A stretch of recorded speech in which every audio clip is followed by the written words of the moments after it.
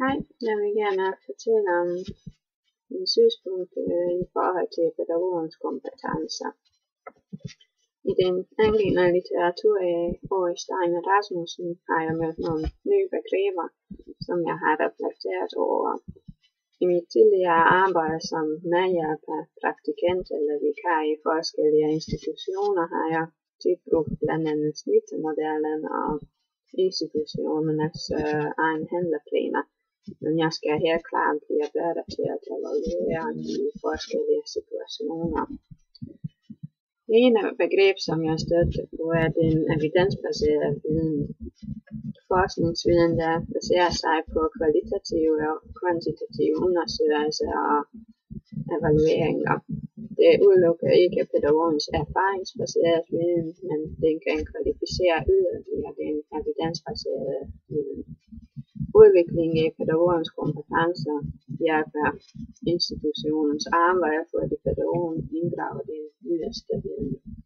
Et andet begreb, som jeg har reflekteret over, er metakognition, som er erkendelse om erkendelsen. Jeg skal kunne reflektere over min egen tænkning, og hvordan omsætter jeg min tænkegang og refleksioner til handlinger. For mig er det vigtigt at udvikle denne kompetence. Jeg vil gerne kunne reflektere over, hvordan jeg selv tænker, og om det er ens med mine egne handlinger.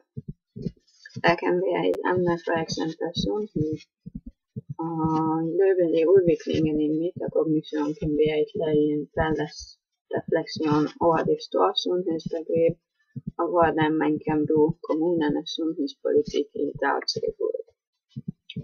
Børneperspektivet er også et vigtigt begreb, når man snakker om pædagogers arbejde og kompetencer. Man kan inddrage børnene til dokumentation og evalueringer med hjælp af børneinterviews. Og gennem disse interviews udvikles børnenes sprog, hvor de skal tænke og udtrykke sig. De skal give udtryk for, hvad de har lært, hvad de er i gang med, og hvad de vil gerne lære.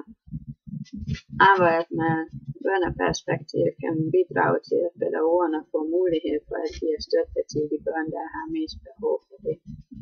Det træner også pædagogernes arbejde med at blande dette i en samling.